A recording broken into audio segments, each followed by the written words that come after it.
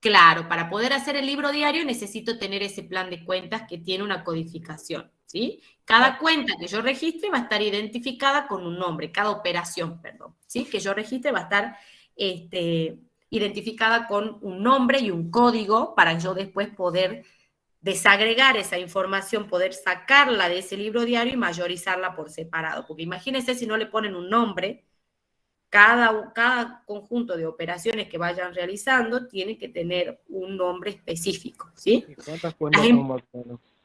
Tienen muchísimas cuentas y las cuentas van variando en función de la empresa, ¿sí?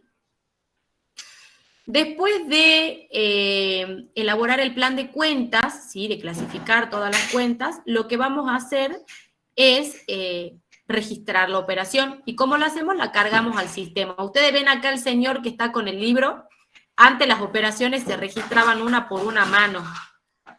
Ahora ya utilizamos sistemas que permiten agregar la información, o sea, cargarla en el sistema, y después me permite poder imprimir toda esa información con libros rubricados. Mi hijo está tirando todo, perdón. Esperen un segundito que lo llevo para adentro, porque me está tirando todo.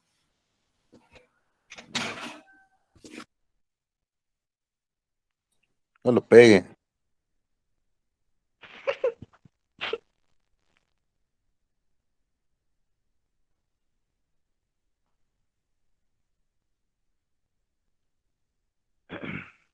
Ahí está. Él se le escapó al papá y no se dio cuenta. Bueno, ahora yo, como le dije, las operaciones se registran en los sistemas, ¿sí? Lo que hacen es cargar todo en el sistema, facturita por facturita, comprobante por comprobante que habíamos hecho en la captación del dato en la etapa anterior, y la voy a registrar, como ven ahí el señor que está ingresando la información en el sistema, porque ese sistema me va a guardar todas las operaciones de ventas, de pagos, de cobros, de compras, ¿sí? Y cada una ya tiene, ese sistema tiene ese plan de cuentas, ya tiene una codificación, entonces yo cada vez que ingreso un comprobante, inmediatamente ya clasifica qué tipo de operaciones. Y me permite después poder realizar como una impresión de toda la información, que después sí es obligatorio tener el libro diario, que lo tienen que imprimir, ¿sí? Con una formalidad. Obviamente ese libro diario tiene que seguir una correlatividad, o sea, las fechas. Cada operación tiene que estar en función a una fecha. No puedo tener ninguna raspadura, ni enmiendas, ni borraduras, ni tachaduras, porque eso me lo firman los organismos obligatorios, que es el registro público, el que me habilita la utilización de estas hojas móviles, que se llama, ¿sí? No solo lo debo tener en el sistema, sino tengo que tener un soporte también en papel, ¿sí? Que tiene que estar impreso y que sale de ese sistema. Ya no se llena a mano como antes. Una vez que ya procesé toda la información, paso al siguiente paso, ¿sí? Acá está lo que yo les dije, digamos, que es el desarrollo de las 4 acciones. Lo dividen en 4 acciones, que primero se clasifica el dato a través, como yo le dije, del plan de cuentas. Tiene que estar establecido el plan de cuentas. Se realiza un cálculo, ¿sí? Acá son donde se agregan los datos, ¿sí? Si yo sé que tengo una factura de venta por 1.000 pesos, voy a poner 1.000 pesos y el sistema ya me va a sacar cuánto es. Si yo soy responsable inscripto, tengo que discriminar IVA, el sistema ya me discrimina el IVA del 21% o del 10,5% en función de la normativa, ¿sí? Y finalmente, ¿qué es lo que hago? Queda registrado. Yo lo ingresé, lo calculé y se registra inmediatamente, y ahí está el almacenamiento. Está almacenado en ese sistema, ¿sí? Por eso dice que estas herramientas se llaman soportes de almacenamiento de información, destacándose acá, como dice, las cuentas y los registros, ¿sí? En esta etapa lo más importante está el ingreso de ese dato que habíamos captado en la primera etapa. En la segunda etapa, el proceso tiene que ver con codificarla y cargarla dentro de los registros, ¿sí? Una vez que yo ya registré toda esa información, finalmente tengo la etapa de la salida de la información. Una vez que yo ya preparé y ordené la información, acá fíjense, hay un reporte, ¿sí? Los estados contables. Esos estados contables van a salir de haber captado y procesado toda la información anterior. ¿A quién la puedo exteriorizar yo? Fíjense, los bancos, que son usuarios que me piden para pedirme un préstamo, me piden, pásame los informes, los estados contables, yo quiero ver cómo te va. ¿Sí? Si sos una empresa que está en crecimiento, analizo tu situación, te presto plata, y si no, no te presto. O acá, como dice Junta General de Accionistas, ¿sí? No sé si vieron algunas veces las empresas en películas, que va un empleado de la empresa, digamos, o el director, administrador, a presentar los balances a frente, digamos, de los jefes, de los accionistas, y ellos van a aprobar o no esa gestión, ¿sí? Se aprueba o no ese estado contable en función de cómo se llevó adelante la administración de una empresa. Los accionistas en este caso son socios que son dueños de la empresa, ¿sí? Y quieren saber cómo funciona la empresa. Después tenemos otros, como pueden ser los organismos de contralor que yo les dije, que son los que analizan los estados contables para ver si yo estoy dentro de la ley, estoy registrando correctamente y tengo que pagar impuestos, obviamente, por la actividad que realizo.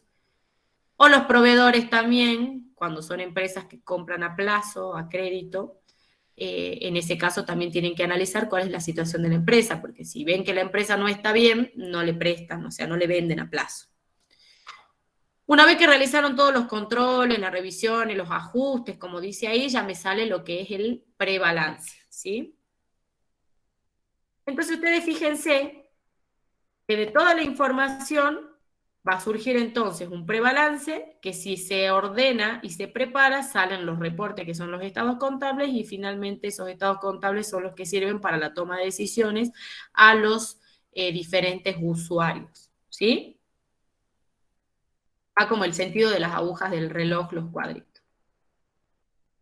Acá explica lo que yo les acabo de decir, ¿sí? Todo el ordenamiento y cómo es la exteriorización y a qué tipo de usuarios.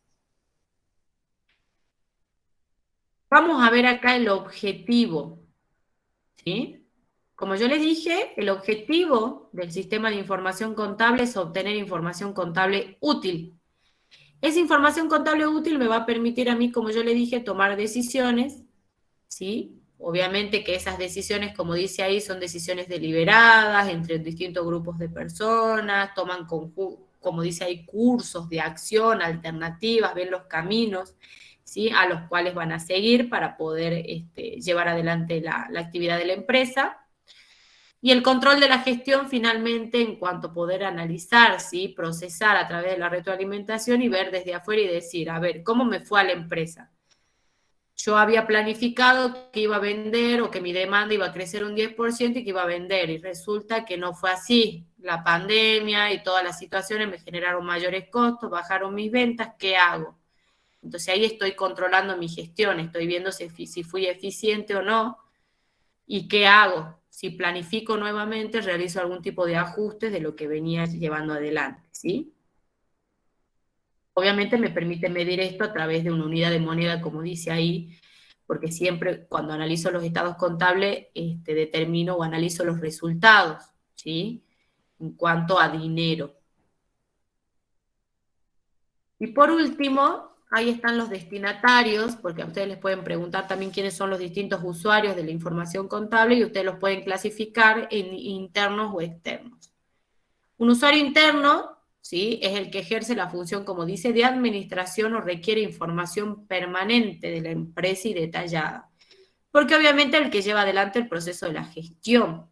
¿Quiénes son? Los administradores designados, los gerentes, que llevan adelante la empresa, que muchas veces los gerentes son distintos a los dueños, y los propietarios finalmente, que como dice ahí también pueden ser administradores, ¿sí? Generalmente en las empresas familiares, los administradores siempre son dueños, ¿sí? Algunos de los dueños. En otras empresas o en bancos, como por ejemplo lo vemos en las entidades financieras, los administradores o los gerentes son empleados, ¿sí? Son distintos. Y después tenemos, pero son internos ambos, porque los dos forman parte de la empresa y trabajan en ella. Y los externos son los que se interrelacionan con la empresa, o pueden hacerlo en el futuro, porque pueden ser futuros inversionistas. Todavía no invierten en mi empresa, pero quieren invertir. Pero es un usuario que no trabaja en la empresa, que está fuera de ella, ¿sí?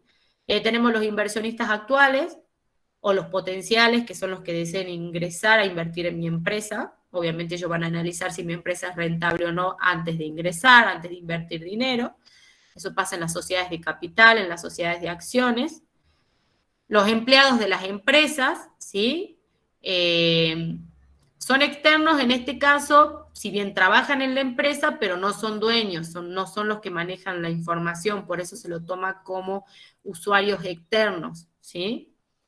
Acreedores y proveedores comerciales, ¿sí? Acá son los proveedores que yo le decía que me venden la mercadería a plazo, en cuenta corriente, lo que se llama. Ellos también quieren analizar mi situación.